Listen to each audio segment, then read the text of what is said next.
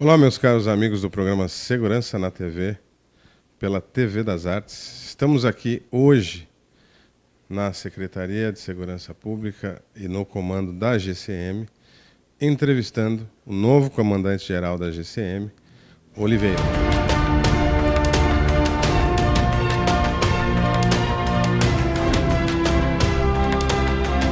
Oliveira assumiu agora dia 1º de janeiro de 2025 e vai nos trazer um pouco da experiência dele no comando, mas ele vai poder esmiuçar um pouquinho, porque ele já esteve aqui um pouco na questão do comando, em outras épocas. Então ele vai falar um pouquinho para todos nós, para que todos vocês, nossos telespectadores, possam verificar o trabalho que vem sido executado pela GCM de Embu das Artes aqui em nosso município. Oliveira, primeiro é um prazer imenso estar aqui contigo e eu gostaria que você inicialmente falasse um pouco da sua trajetória lá no passado e aí falasse dessa nova etapa, vamos assim dizer, em que você, dia 1º de janeiro de 2025, pegou, né, o comando e está fazendo as questões aí do dia 1º para frente. Primeiramente, eu quero agradecer o convite da entrevista. Para mim é uma honra e um privilégio assistir algumas das entrevistas que tem no canal e realmente é um veículo de comunicação importantíssimo. Como perguntou, entrei aqui na Guarda de Embu em 2011. Na época, o comandante Dirceu era o comandante. Para nós foi um professor, ensinou bastante, tanto para mim quanto para os demais, essa questão principalmente de comandar uma corporação. Todavia, a gente só entende as proporções, as dificuldades, quando a gente tem que passar por ela. Assumi minha primeira vez no comando da Guarda de Embu das Artes em 2021, 21 e 22, saí em dezembro de 22. E agora, reassumi em 25, essa troca política administrativa, um novo prefeito, uma reestruturação de toda a prefeitura. E também tive o privilégio de ser convidado pelo atual prefeito para assumir o cargo de comandante. E nós tentaremos, dentro das possibilidades, manter aquela mesma filosofia de trabalho. Um policiamento mais próximo da população, um policiamento mais de visibilidade também, de locais estratégicos. Nós entendemos que a segurança pública, agindo só na criminalidade, quando ela já acontece, é um modelo ultrapassado, que não surte efeito. Na verdade, a gente só chega no local quando muitas das vezes não tem mais nem necessidade da nossa presença ali, a não ser por uma questão mais documental. E percebemos também na prática que esse trabalho mais aproximado com a população, um trabalho mais preventivo também, ele surte mais efeito e nós colhemos mais frutos com isso. Existe também uma solicitação na nova gestão para retomar algumas questões que ficaram no passado, como um policiamento ostensivo no Parque Riso, que não deixa de ser também um policiamento de aproximação, igual eu comentei contigo, e retornar esse policiamento também na Praça das Artes, né? Então, agora, todos os finais de semana e feriado, que é quando nós recebemos os nossos turistas, não que não venham nos outros dias, mas onde o centro histórico ele é fechado somente para essa questão mais turística mesmo, nós teremos esse policiamento ostensivo a pé na região, das 6 da manhã às 17 horas. Justamente para evitar pequenos delitos, até para um suporte para os turistas que não conhecem a região, que precisam de alguma orientação mais direcionada também, não só de segurança, né, mas vendo alguém fardado, alguém uniformizado, eles entendem que é alguém que eles podem confiar e receber uma informação mais fidedigna daquelas pessoas. Então, a primeiro modo, esse é o tipo de trabalho que nós faremos. Acreditamos que isso terá efeito, até porque em outras forças policiais foi feito, né? Então, muita coisa, nós, sim, partimos do pressuposto de fazer algo novo, algo que seja realmente inovador, mas a gente não pode parar para querer ser referência naquilo que ninguém nunca fez, sendo que algo que já foi feito deu muito certo. Não só em outras forças, como aqui também no passado, na própria Guarda de Embu das Artes, surtiu efeito. Eu lembro quando eu entrei lá em 2011, repito, na gestão do nosso comandante Dirceu, depois do comandante Rio, do comandante Viana, existia esse trabalho. Então, agora a gente vai retomar por entender essa importância. Nós temos algumas fragmentações dentro da Guarda Municipal, mas não são fragmentações de cunho de não se falar. São fragmentações de especializações. Nós temos hoje o que nós chamamos de convencional, são as viaturas que atendem às ocorrências mais genéricas, e nós temos os especializados, que hoje é o Maria da Penha, que é uma demanda até via fórum, nós temos o GAC, que é o Grupamento de Ação com Cães, temos a Romucan e temos a Ronda Escolar. Então, a ronda escolar ela é sazonal, né? Quando nós temos o período escolar, elas funcionam. Quando esse efetivo ele é absorvido na tropa para atender as outras demandas. Estamos aí nesse começo de gestão, nós temos algumas dificuldades iniciais de entender o processo, muito embora, repito, a gente já tenha sido comandante, o Rildo, que hoje está subcomandante, também já foi comandante, já foi subcomandante, só que os tempos são diferentes. Não só numa questão criminal, mas também numa questão político-administrativa. Não só cenário municipal, assim como cenário federal, que, querendo ou não, ele acaba repercutindo no resto de todos os trabalhos. Nós brincamos, até falamos que uma dívida constitucional que a Guarda Municipal tem é o zelo pelos bens, serviços e instalações. Então, nós temos o orgulho e o privilégio de dizer que, de janeiro até aqui, nós tivemos pouquíssimas ocorrências impróprios municipais, de furto, de roubo, enfim, o que nos deixa bastante tranquilos nesta parte. Mas a gente também não pode negligenciar que a Guarda Municipal ela deixou de ser somente isso, até por uma questão até legal, 13022. Ontem nós tivemos um entendimento do próprio STF de uma ação mais ampla da Guarda Municipal, mas acho que isso é tema para um outro dia, que amplia um pouco mais, e também é algo que a gente vai ter que entender até onde essa ampliação foi feita. Exato, e vai ter que aguardar também, né, alguns passos, né, porque toda a decisão judicial, ela também necessita de um tempo para ver o que vai ser no âmbito federal para os âmbitos estaduais e municipais. Né? A decisão ela é tomada, mas os efeitos dessa decisão são efeitos que são, vamos dizer, tênues no princípio, e eles vão sendo colocados passo a passo. Né?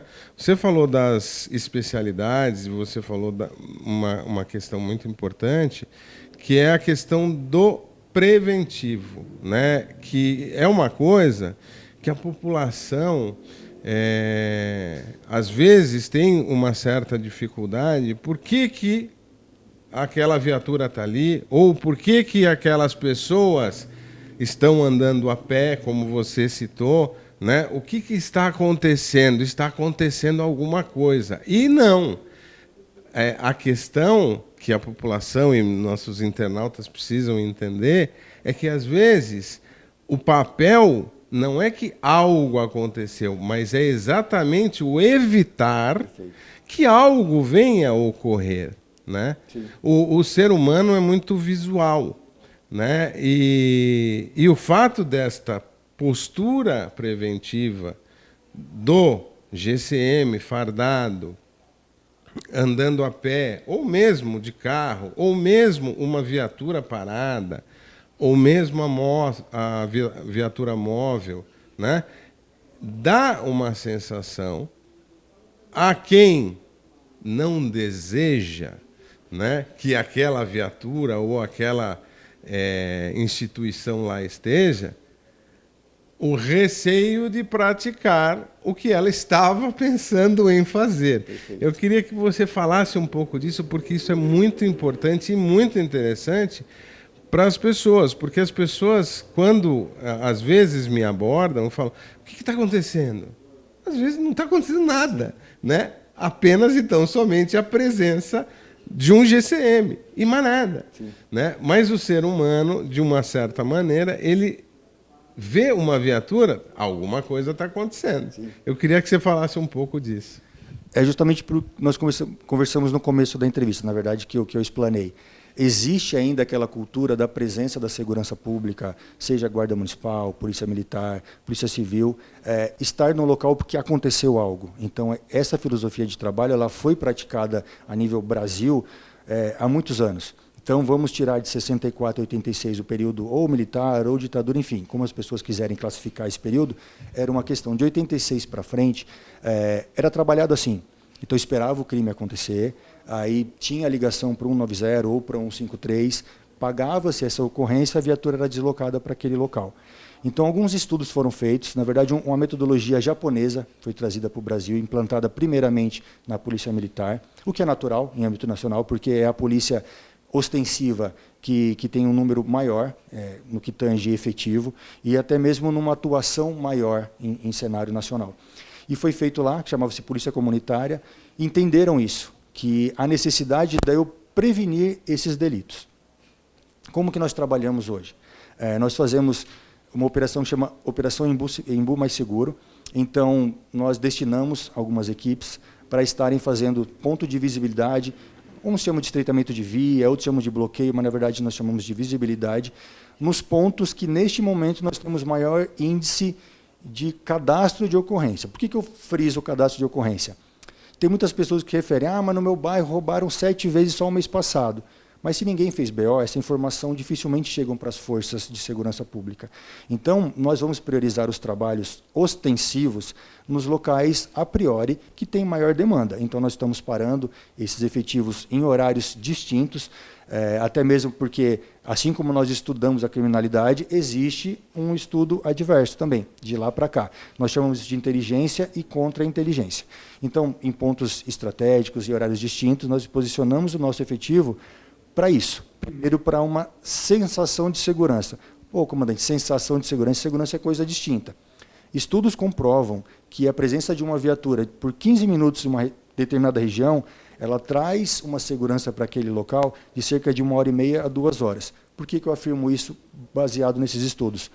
Quem vai roubar, quem vai furtar, geralmente ele não sai de casa, vou furtar ali, vou... Não, ele vai estudar a região, geralmente é um local que ele passa com maior frequência, sabe onde tem viatura, sabe onde tem uma base, sabe onde tem tal coisa, então ele vai agir naquelas outras regiões. Se ele vai agir num ponto de ônibus, ele vê uma viatura, ele não vai voltar ali naquele dia. Por quê? Ele não sabe quanto tempo vai ficar. Ele quer otimizar também o tempo dele. Então, seria presunçoso da minha parte falar assim, Junqueira, nós vamos acabar com o crime em Embu das Artes. Infelizmente, a gente não vai conseguir isso. Na verdade, cidade nenhuma, nível nacional, conseguiu acabar. Reduziram? Muitas reduziram, sim. E com trabalhos de prevenção, de estar no local antes que aconteça. Repito, muitas vezes a gente chega só para fazer a parte documental. Então, tudo que aconteceu, seja violento, menos violento, mais psicológico, mais físico, já aconteceu. Então, a gente tem que prevenir isso. Então, é por isso que algumas pessoas te perguntam, por que eles estão ali? Porque alguns estudos foram feitos naquela região, algumas demandas via CONSEG, algumas demandas via associação de moradores chegam para a gente, algumas informações via delegacia que nos passam o registro das ocorrências, também temos uma parceria legal com a Polícia Militar que nos passam as ligações via 190, então o trabalho é feito em cima dessas informações.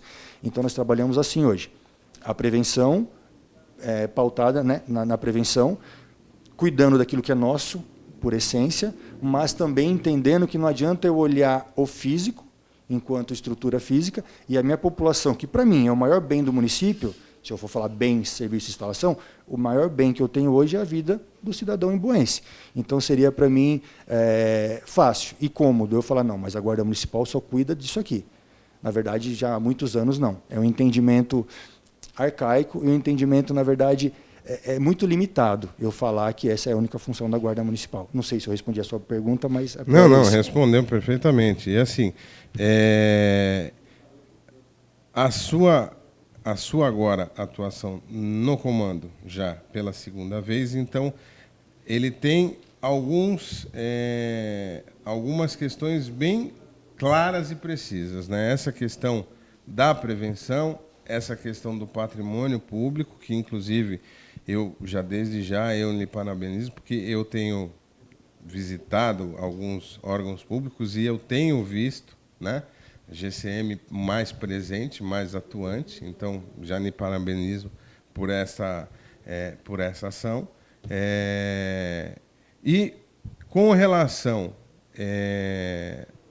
a outras questões e ao comando em si, a forma que vocês estão trabalhando em comunhão com o secretário, fala um pouquinho sobre esse trabalho. GCM, comando da GCM, secretário de Segurança Pública e governo? Fragmentamos de duas maneiras. Primeiro, do comando para baixo, pensando numa questão mais organizacional mesmo. Então, sobre os parabéns, eu repasso para a minha corporação. Por quê? É claro que a gente traça um trabalho, traça umas estratégias, mas para a gente é mais confortável porque nós não lidamos diretamente com a população, dentro da nossa sala, que é aqui onde nós estamos conversando hoje. Então, um trabalho é feito pelo subcomandante, pelos inspetores e principalmente pelos agentes que você vê na rua. Com toda certeza, você não me viu na rua ainda, mas a presença dos agentes na rua, ela faz parte, sim, de um trabalho que tem que ser continuado.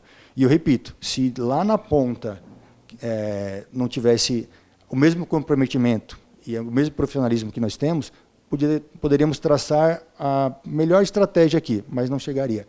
Então, na verdade, os parabéns aceito e repasso, porque, na verdade, é um trabalho feito de maneira contínua. Quanto ao secretário, o secretário, muito embora ele seja a guarda municipal, e para a gente isso é muito bom, né? Não que os demais não sejam, mas para nós é muito bom porque é uma vivência dentro da guarda municipal, nós sabemos que a Secretaria de Segurança Pública não é só a guarda municipal. Então, a segurança pública ela é desde uma iluminação pública, desde de um próprio público que tem um mato ali na frente, que tem que fazer uma estratégia, então isso tudo ele tem que ver também, passar para as demais secretarias. Sabemos que locais que são mais mal cuidados, mais abandonados, enfim, eles estão mais propensos aos mais tipos de ilicitude, de furto, roubo, estupro, enfim. Então, esse é o trabalho do secretário. Para nós, existe um facilitador muito grande com essa gestão do nosso secretário que está agora, porque ele conhece a nossa realidade e ele dá muita autonomia para o nosso trabalho. Nós traçamos as estratégias, ele traz, eu não vou também falar que não existe, mas a Guarda Municipal ela é subordinada diretamente ao prefeito, assim como a Polícia Militar é ao governador, assim como a Polícia Federal é ao presidente, é uma questão estrutural. Então, algumas demandas, elas vêm sim, politicamente dizendo, e aí o secretário repassa para a gente, mas nós temos aquela autonomia para trabalhar aquela informação dentro do policiamento e atender da melhor maneira possível. Não estou dizendo que ela não seja atendida, estou dizendo que chega uma determinação de atendimento sem uma determinação de metodologia de atendimento. Então, existe um objetivo a ser chegado, mas nós temos essa autonomia e essa liberdade. Então, nós temos um facilitador muito grande com o secretário por conta disso. Entendemos também que tem muito mais demandas do que só a Guarda Municipal. Entendemos também que, às vezes, ele não está presente como pessoa física, mas as ligações elas são constantes justamente para isso, para a gente poder otimizar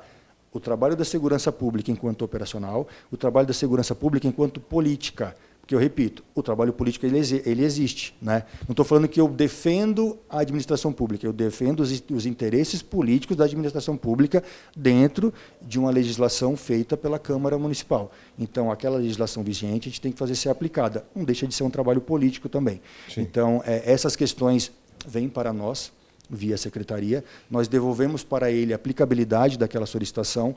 Quando não dá para atender, nós explicamos o porquê, e aí ele repassa para outra secretaria. Às vezes chega para nós uma demanda, ô secretário, essa demanda aqui é demanda do trânsito, essa é da fiscalização, nós podemos apoiar sim, mas não compete à Guarda Municipal. E nós temos esse facilitador. Né? Então, isso ajuda muito para que vocês consigam ver mais os agentes em mais locais, atendendo mais ocorrências justamente por essa demanda. Oliveira, primeiramente, queria agradecer demais essa entrevista. A gente fica muito feliz, em primeiro lugar, por você ter assumido novamente o comando. Em segundo lugar, por nós estarmos visualizando o trabalho que você disse ali na ponta, né? E o que você precisar, a gente pode compartilhar de informações, porque assim, é assim que se faz segurança pública, compartilhando sempre informações fidedignas, como você bem salientou, para que nós possamos ter uma segurança pública mais próxima da ideal. O que você falou é uma verdade, óbvio, nós não vamos acabar com a criminalidade. A gente não tem, por mais que queremos, por mais que seja o ideal, a gente não tem um agente público na segurança por pessoa. Então hoje, a gente precisa, inclusive, da ajuda das pessoas, né? Da contribuição da sociedade civil. E essa contribuição precisa ser real e efetiva.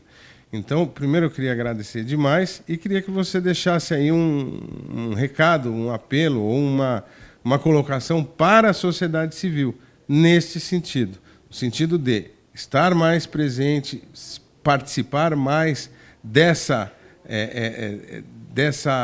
questão que precisa existir.